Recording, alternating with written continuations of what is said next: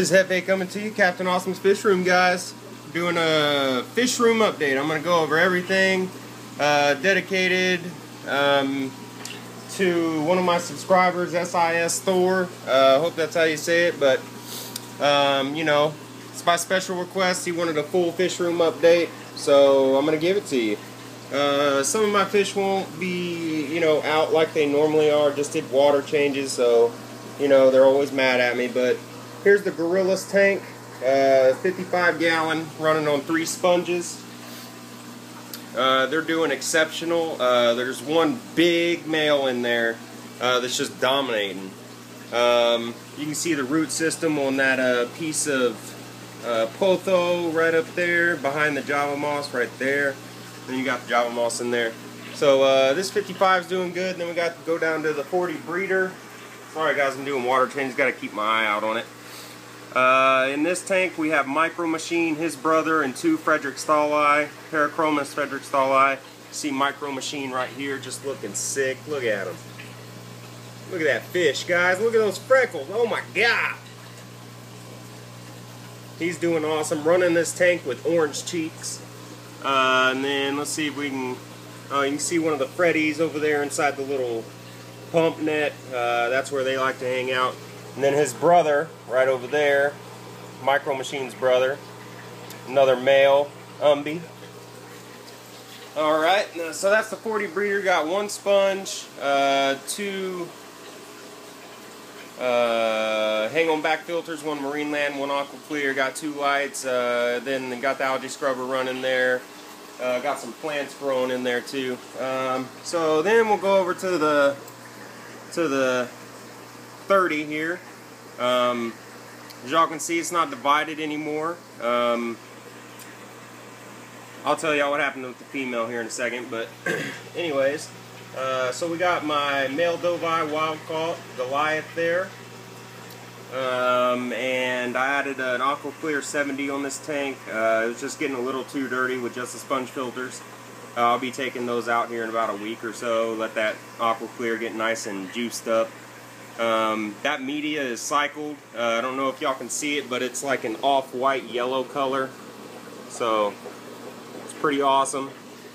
And let's see, so then we'll go over here where I'm doing a water change on Pumpkin's tank. My Amphilophus labiatus right there, Red Devil. He's looking really good. He or she, still can't tell. But yeah, this is a, I believe it's a 25. I'm not completely sure on how big this tank is. And then we go up to them guys. Big old Jaguars inside the 120. Running off my DIY trickle tower sump makeup there with the DIY overflow. As you can see, they picked off all those eggs. I'm really happy because I really wasn't ready for another batch yet.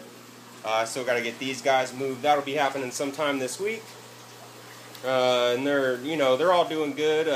SIS Thor is actually going to be ordering 10 from me. So we're going to be doing that sometime this month. So stay tuned. I'm going to do a boxing video. Show y'all how I box fish. And then he may do a box opening. I'm not sure. But so there's that. And then we come over here to my man Big Rig's tank. Guys, stay tuned to the end of this video to see what happened with me and him earlier. So make sure you stay tuned to the end of that. Won't be too long. He's doing awesome. Looking just awesome. As you can see, the tank is divided. And then we got the female wild caught right there. Looking real good.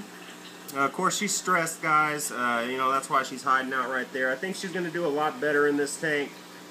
You know, she has basically 90 gallons, well, I mean, basically 115 gallons of water, but, I mean, about the size of a, I don't know, 75 or so, 75 gallons of free swimming space is what I'm trying to say, 75 to 90 gallons. So, also threw in another heater.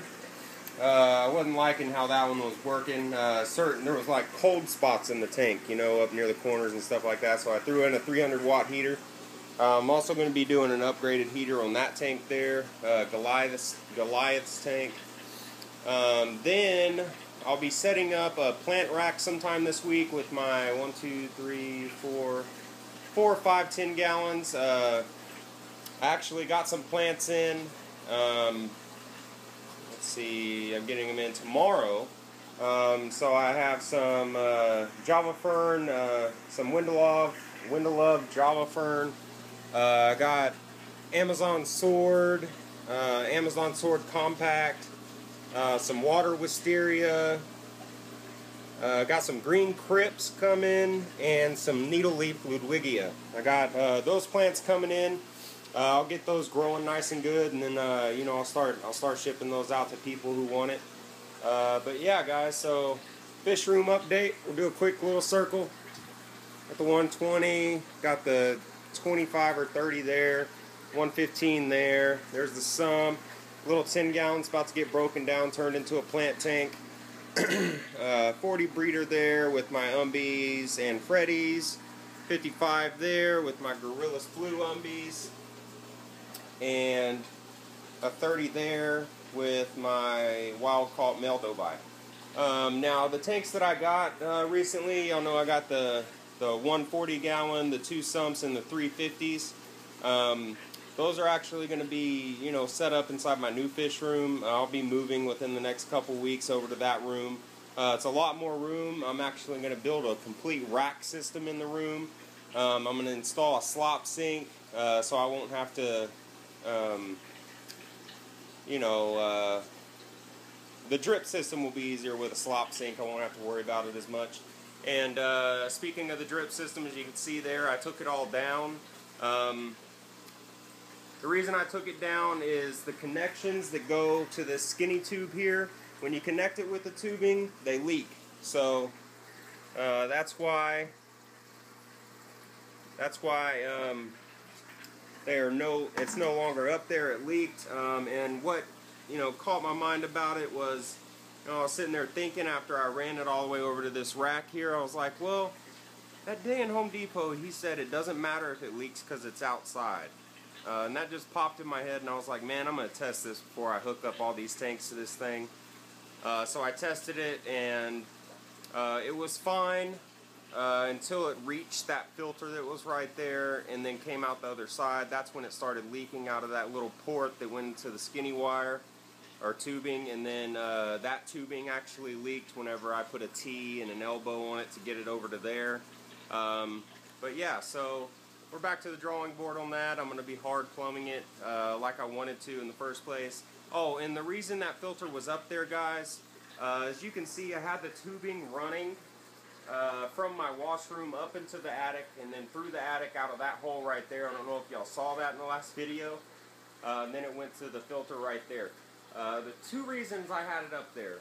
1, so I wouldn't trip over it or, you know, drop anything on it or anything like that. 2, I have a 3-year-old. I didn't want it messed with. I didn't want it played with. I didn't want anything to happen to it. That's the reason it was up there. And actually 3 reasons. I was running the line on the ceiling, and it's going to be back behind the racking systems. So all you would see, instead of having you know, all kinds of wires running through the floor or back behind there and crap, you know, it is actually easier, in my case, for the wires to be up there and then run down, okay? That way I can see everything. I won't have to move anything to look for a leak. So that's why it was up there. Great suggestions, guys. I'm not dogging your suggestions. I'm just saying that's what worked for me, okay? I wanted it up high for those reasons. That's the way my plan had it working. It's just the tubing and the connections I was using aren't watertight, so there. So yeah, got a few things going on. I'll be building that rack. I'll try to do a video of, you know, how I'm going to do it and stuff like that. But without further ado, I got to fill this tank back up. Hope y'all enjoyed the video. As always, rate, comment, subscribe. This is what I'm doing. This is what I've done. Go check out SIS Thor's channel. Sub him up. And we'll see y'all next time. Adios, folks. Here comes the fun part.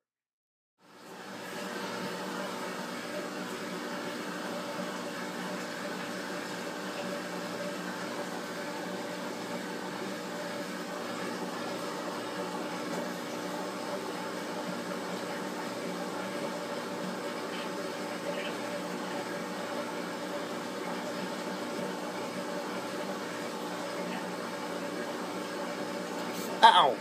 Damn, his teeth are huge! Oh my god!